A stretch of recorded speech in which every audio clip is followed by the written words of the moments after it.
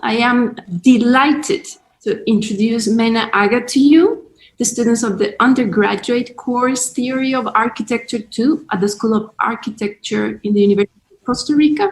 Menna is an architect and researcher with a PhD from the University of Antwerp in Belgium and a master's degree from the KU International School of Design in Germany.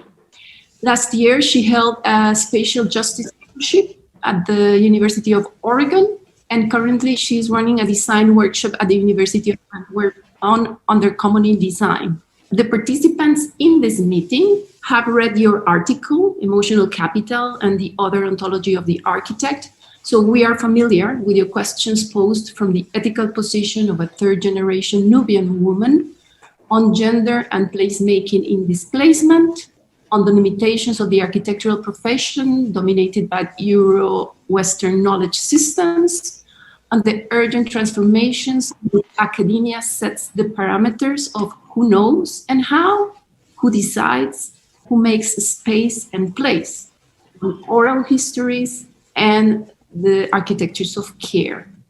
I have asked Menna to discuss how she has been exploring some of these issues in her studio. Time is precious, so we are sharing some 30 to 40 minutes with our guest. So I have chosen a couple of questions prepared in advance by the participants to initiate a short but hopefully fertile conversation after Menna's presentation. Menna, thank you. Thank you very much. We are very glad to have you with us. So over to you.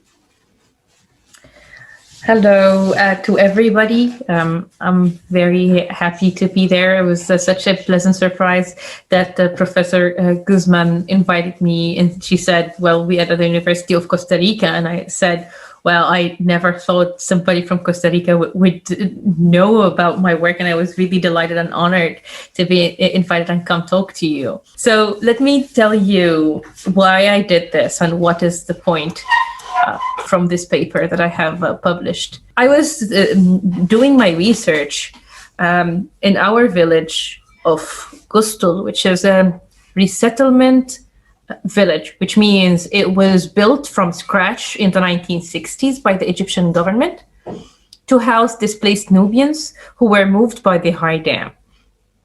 Moving people to build dams and have big development projects, even displacing people for mining projects and industrial projects have been something that that is impacting poor people of color and indigenous people around the world for the past century.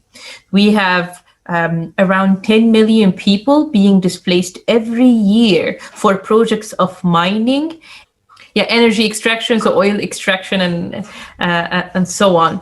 And dams still are a thing as well.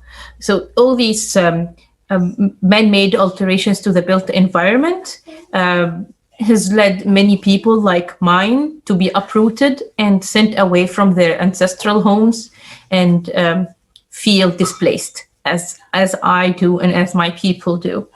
So in this small village where I decided to study and do my PhD, I was trying to ask myself questions that are not the questions that you write in an application about sustainability and resilience.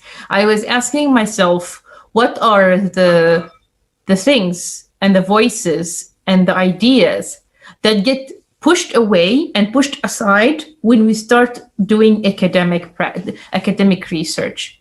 How academia or how research within a university can be so violent to traditional, what they deem or call, even in a looking down way, at these things as traditional. They call it traditional and they look down at this as traditional thing, as if tradition is something you do without thinking or without really investing in it, as if it's just something you repeat as a traditional person.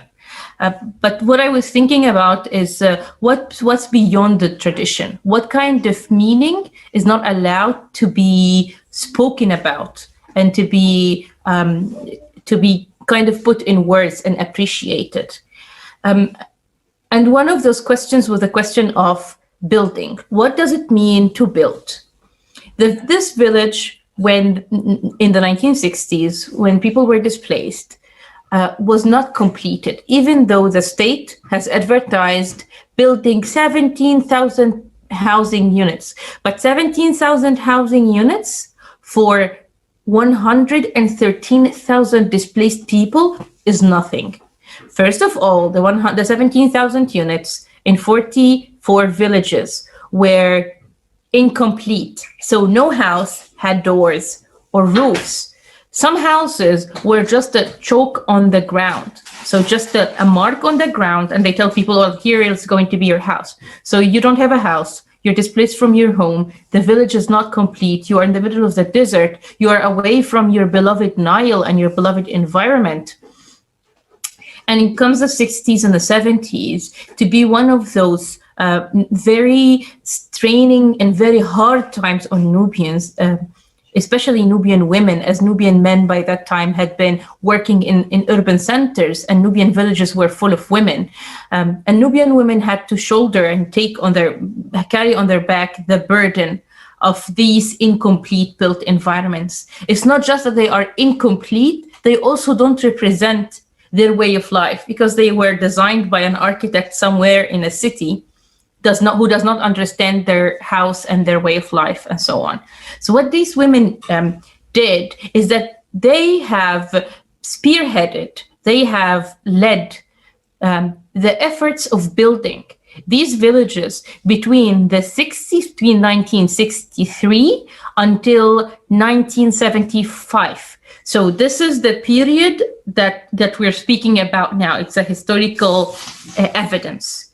It's a historical paper. In the time between the 1960, so in the 10 years between 1965 and 1975, there was a very active building culture within these displacement villages, so that Nubian women can present their families and their loved ones a built environment suitable for a dignified life, and instead of that offered by the state. What has happened then is that Nubian women had to sacrifice so much resources because of the very little compensations that has been offered by the state, but also had to work physically and had to actually intervene in the built environment to make sure that people have roofs and people have roofs and people have doors and people have houses at some points. But here's the thing: me going in with my Western training and getting to learn stories about my grandmothers and foremothers and how they built this village just brought to my mind this village image of a working woman, you know, Rosa the Riveter. She's going to build this place. But actually, when people told me the woman so and so built this house, they meant that she is the person who led, oversaw, and brought together the process of building. And within this leadership, she has decided how the building, or she has influenced or decided how the building will look like eventually. It's like she's designing it through just having this leadership position. And this leadership position comes from her emotional investment in her community, because people trusted her and people loved her. They cuddled around her and built for her vision. This is an image from memory for my grandmother in our house when there are building extensions were made in our house, and how she sits and makes tea and just sits there and starts telling people, how about you do this, how about we do that?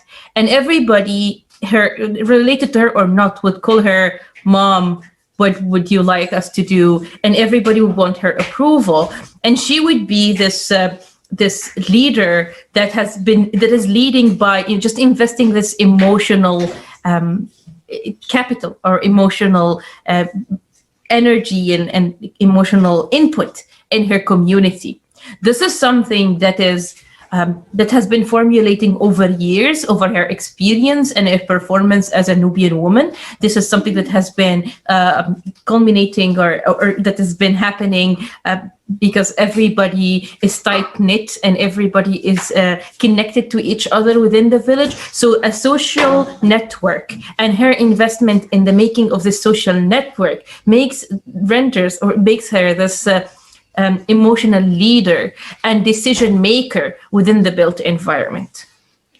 And I was thinking, historically, an architect was defined as the person who builds in some parts of the world in some historical moments. In other historical moments, the architect is the person who thinks. The person who, as we see now, is the architect is a person who thinks about something and then tells everybody and draws it, the designer, and then everybody else goes ahead and starts building it for him. The architect nowadays does not really hold tools and starts building themselves, right? It's an intellectual labor. And before that, the architect was the person with the craftsmanship and the ability to manipulate material. So the definition of the architect changes with what we appreciate the most about who authors, who writes the story of a building.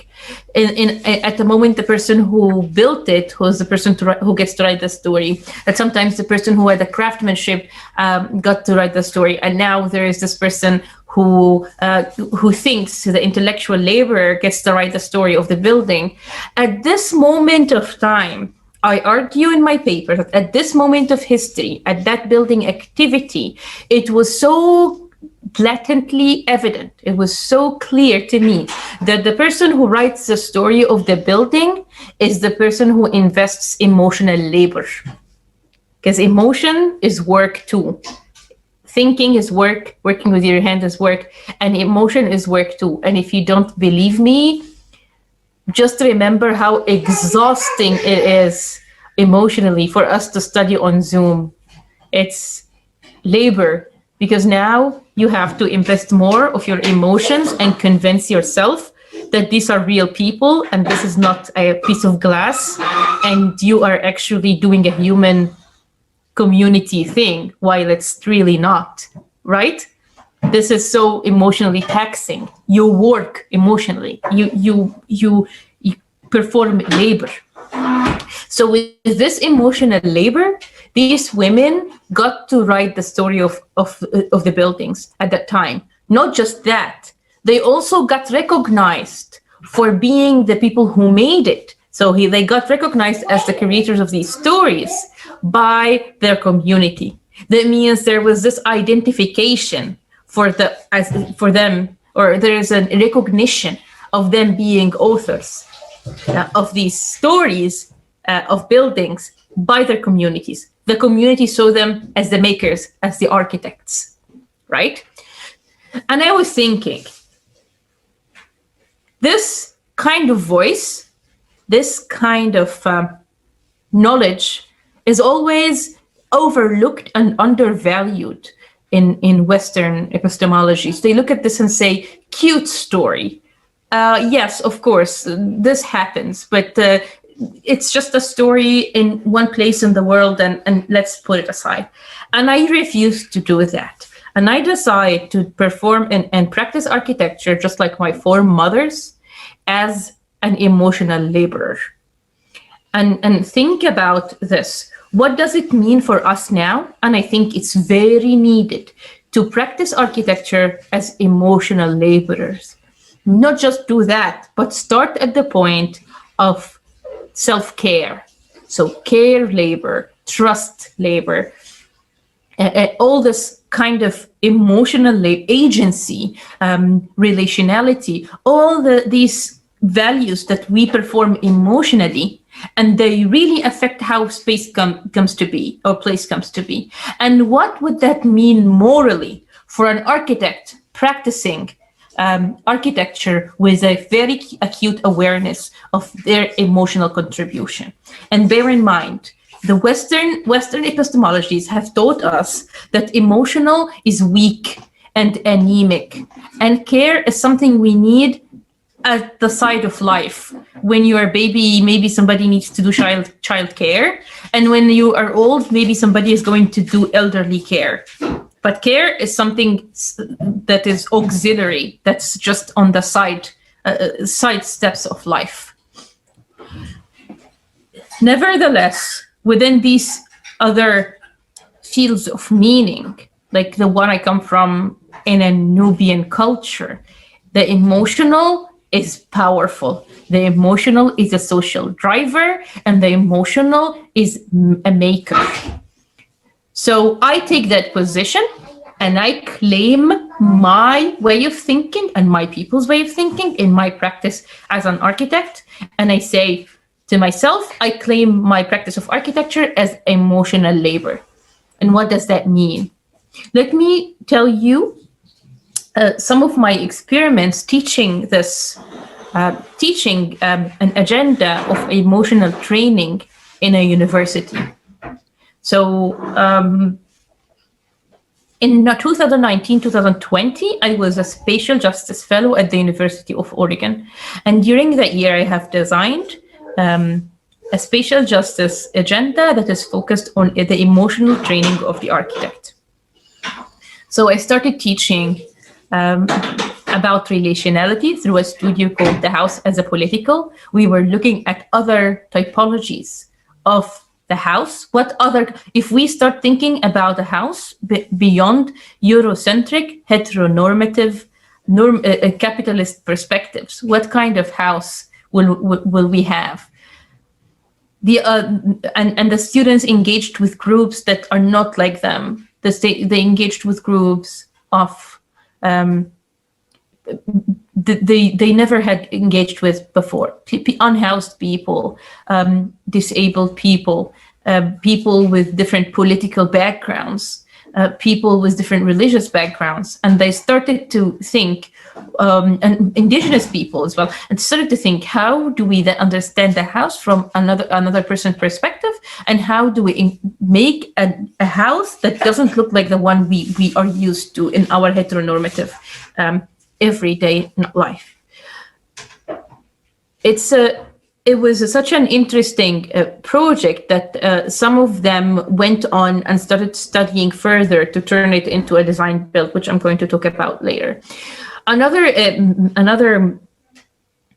issue that we deal with was agency. And agency is something that we forget that it's emotional, that having agency, having that power to say no or yes, or decide for yourself what you want to do, is a piece of emotional labor.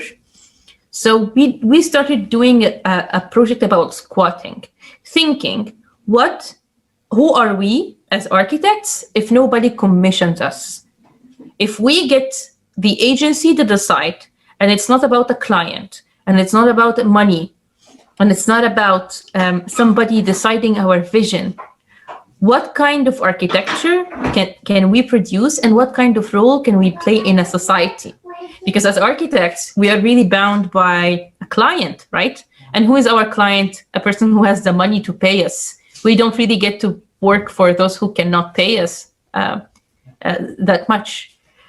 So now if we move that money out of the equation, what kind of agenda do we want to work for? And this was the project on agency and on squatting. And the third one was about care labor, and this was a design build project in which we decided to look at the performance of architecture as care and start unpacking it. And this was a part of the first studio on relationality. A group has gone forward and said they wanted to work more on research on their project. And then I told them, well, I have a bit of money, let's go and have a design build. And this was the case eventually. And also, let me tell you that a part of this emotional training comes at the level of studio. So we run an anxiety-free studio, a cost-free studio, and a universality-free studio. So our studio accepts all points of view around the world, around different worlds. What does it meanings that come from different places? We don't oppress students to think in one type of thinking. On the other hand, we all decide that self-care is key. If we don't care for ourselves within the studio, we cannot care for our prospective client or clients building or the built environment. So we have to start at settling our anxieties. And you know how much anxiety is in architecture studio. But the most important one for me is that it's cost-free. Nobody pays money. No fancy maquettes, no fancy models. We can use as much garbage that is available at our in our kitchens or in our houses, or whatever materials left over at the university. We do some dumpster diving, but no, it has to be zero cost, so that the student who can pay $1,000 to build a model does not get a leg up over the student who can't. And so that the architecture studio would be an equalizer for everyone, as our field has been a tool of social engineering, just for the elites. Not those who know they are not going to afford architecture education, don't go into it. And we end up being a bunch of elitists talking to each other. And if somebody who comes from a different background, like myself, gets into architecture, we try to preserve our dignity and make it through the studio, even though it's highly costly and very expensive. So this is one of the important aspects for me, that this has to be a zero cost studio. So we start at the care practice within a studio practice, and then we move on to exploring emotional exercises within architecture. So the one that I was talking to you about, the last one, the exercise about care, came to be this design build project titled The City is a House. And within this exploration, students were looking at what a house would mean for unhoused people, or what is colloquially referred to as homeless people. The city we were in Eugene, had the highest concentration of homeless people in the United States. So they ended up being hated within the community. Nobody wants them in the city center. And the food kitchen, which is the building that we painted blue behind there, the dining room, this is a food kitchen, would serve them while people sit on the asphalt outside waiting. And we thought this is not a dignified way just to wait for food. And we started thinking about what can we offer them, and also how can the city be a house? Because if you're homeless, it's that your issue is not that you don't have a house. It's also because the city doesn't want you. So until solving the issues of capitalism, or of you getting money to get housing, is not in our hand. But what's in our hand is that we can somehow infiltrate the city and make it that it's kinder and more caring for the people who live in it. It can't be that you are rejected from private space and also rejected from public space. And the project ended up being this care-driven exercise in which we started thinking about different concepts, like cleaning as architecture work. So cleaning is something you do to alter environments and to have a healthy environment. And it changes the visual aspects of your space, and it changes how you perceive it. How come we don't think of cleaning as architecture work? And what kind of rigor and what kind of power and care and that's going to go into cleaning when we start thinking about it as architecture work? What kind of innovation and thinking that goes into cleaning if it gets the resources that we do in architecture, in an architecture studio, right? And we started thinking about how do we manage design from distance, and how do we at least make it that we come together sometime to just feel like this is still a social event, because architecture is a social act. You don't just do it as a person or through a glass sphere, or a glass surface. It's something that we do together. So we started kind of planning ways to be 4 at a time on site and to see each other and feel like we're doing this together. We also started thinking about the right to colors, and the right to colors as care labor, as listening to people on what they wanted. So how do we think about drawing and detailing as caring?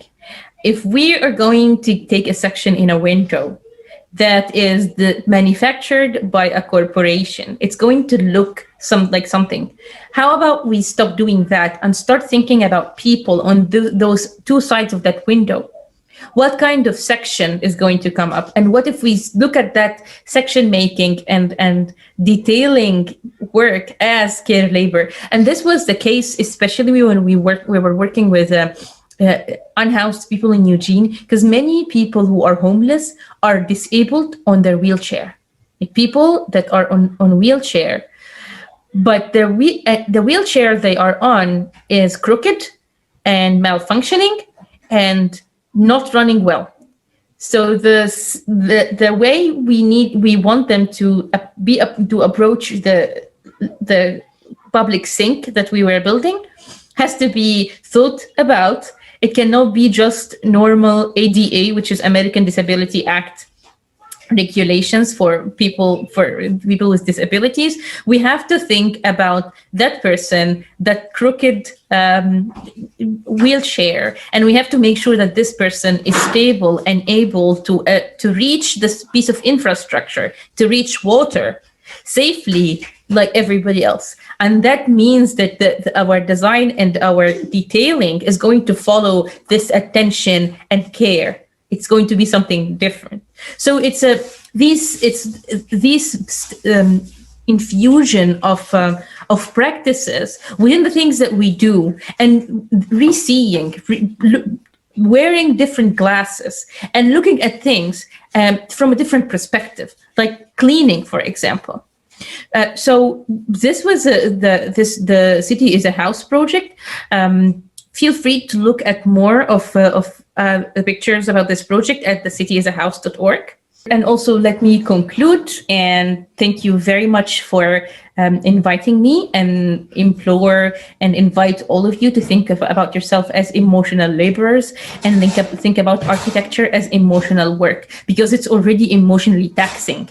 Then you should be emotionally aware and being able to yield and to cultivate that emotional labor from a position of power. Thank you, Menna. Thank you very much. Can you clarify for the students, is there a difference between emotions and the emotional? So here is how I say it. I see it.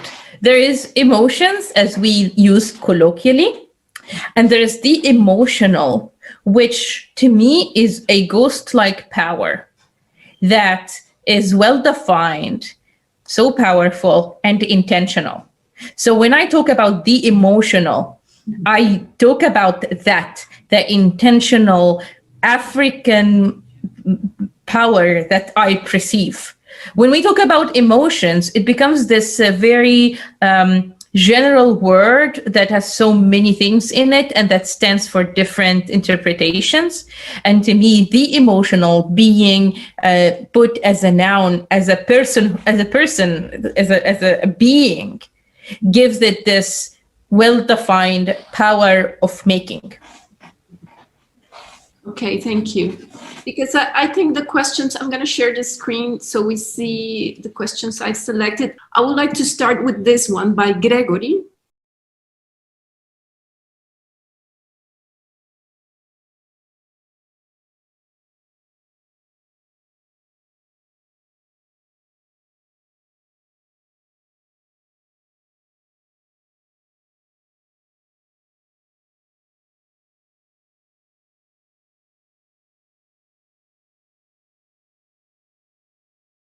Excellent question, Gregory. This is an excellent question. And it really reflects the fact of of time, that emotional capital in the built environment is already there. Every single building and a project and a piece of place making around us has had the labor of women, emotional and physical, being devalued and invisibilized, being discounted and unseen, right? And that means the performance of architecture already contains emotional capital. We just don't see it, and more importantly, we don't recognize it as capital, so we don't reward it. We don't reward it with recognition, which is cultural capital. We don't reward it with materials, which is either giving them more space or giving them money. As architects, when we make places, we get money, right? So that means we don't allow that capital to convert in a cyclic economy. So we exclude that capital from the cyclic economy that we live in, right? So the point here, to answer your question, is to bring it back. It's from our position as architects that we say, this is important, this is space work, this should be recognized, both as a cultural contribution and as a material contribution, and therefore it should be rewarded as such. So this is what, for me, the point of start. You have to understand this all happened, or my understanding of it happens in a matriarchal society. In my society, people get named after their mothers. So you don't get your father's name, you get your mother's name. Of course, on Egyptian official paperwork, I have my father's name, but within the village, I get my mother's name. And my daughter gets my name, which makes me feel like I am going to live forever. This is something that men get to feel when they hear their names or family names repeated, but women don't. So when I had my first child and I saw what it means to be the point of lineage, to be the point of lineage, you feel like your existence is extended. So within this culture and within this value, it was possible for that to be recognized. And as you say, exactly, because of patriarchal values, this is not recognized. And what we need to do is reject that and recognize it. And from our position as architects, we have a point of privilege as we decide what space is and what space maker is. And it's very important that we recognize and we say, well, we refuse to recognize space making without recognizing this capital and this contribution. The next question kind of links with what you just said about the architect and the privileged position of the architect. Is by Christopher. According to your text, emotion is imbued with agency in the making of the built environment. The emotional laborer is the architect when it comes to a common project. Is the architect the translator and spokesperson of these emotions that represent collectivity? The architect then becomes implicated. So we have to understand, with what we understand our world now, it's an individualistic personhood. So a person is an individual. One person. Within these societies, individualism did not exist, which means the architect was never unimplicated in a society and in the society voice. Everybody is an echo of a collective imaginary. That makes it that this understanding of the architect as a sovereign translator or innovator does not exist. The innovation or the translation happen while this person that has this amount of power at that moment of time is extremely implicated in other livelihoods and in other people's thoughts and in a collective imaginary. I think it's important what you've just said, because of this myth of individual creativity that is linked to the star architect or the owner of the idea, etc., etc. I think it's extremely important, this relational aspect of the implication of architects in labor. It's kind of same range of problems. If we go to Camilla, She's saying, according to your text, the role of women in the Nubian tradition of building living spaces is the key to bring the emotional factors to their environments in a form of connecting to a symbolic identity and social values. The testimonies show the values of a community and traditions which attach the built environment with an emotional feature. In the same way, an architect is supposed to project spaces that bring a notion of belonging to the people who inhabit them. In that sense, what about the way we build our culture and the emotional attachment to the past? Do we live without pasts? Has the architect's role become a matter of protecting spaces just for profit?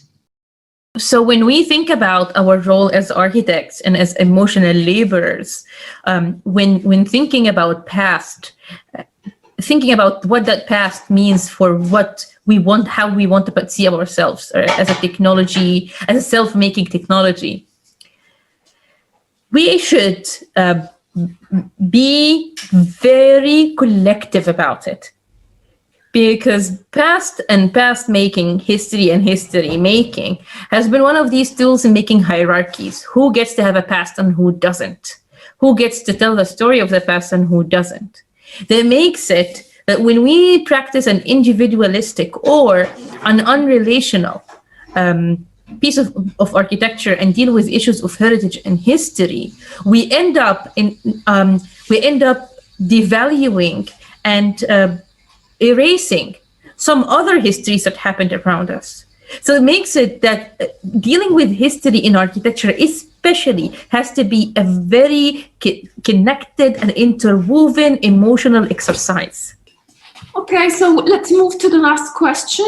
It relates, I think, with the project you were working in the design studio on the city as a house.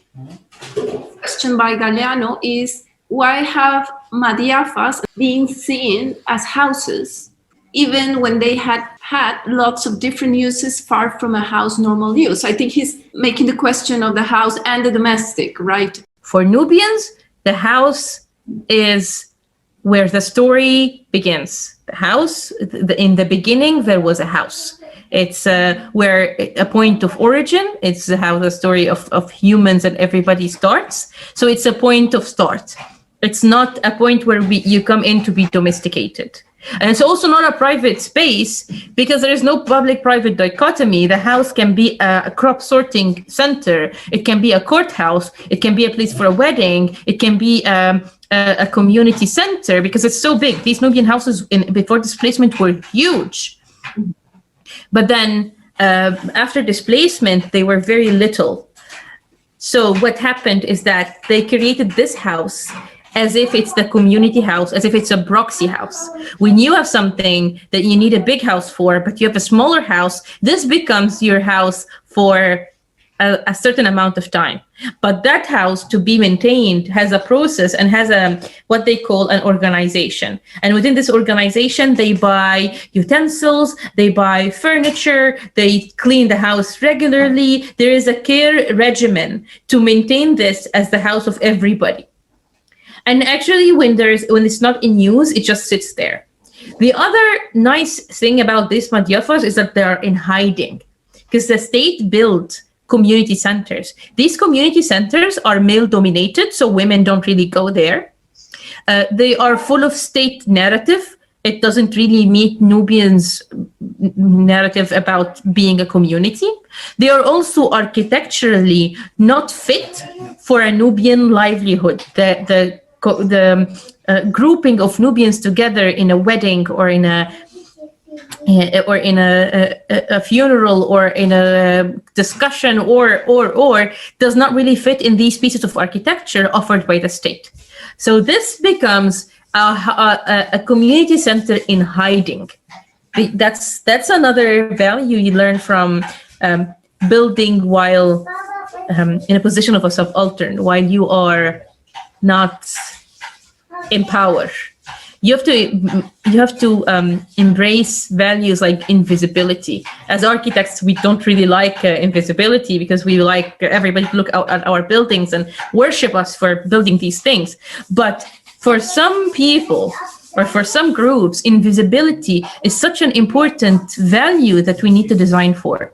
The design build, the city is a house that you saw, everything folds and disappears because nobody wants to see unhoused people after 6 p.m. in the city. And if we don't fold it away, people are going to take it and we're not going to have a project to start with.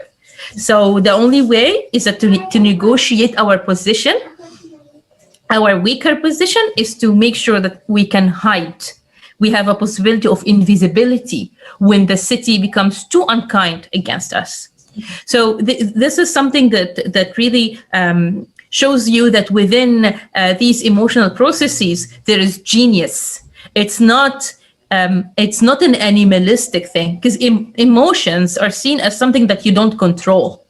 But you see how within the emotional processes, there is process thinking, and there is design thinking, and there is a lot of genius to produce this different typology that never existed before. So this is something that is completely new and invented for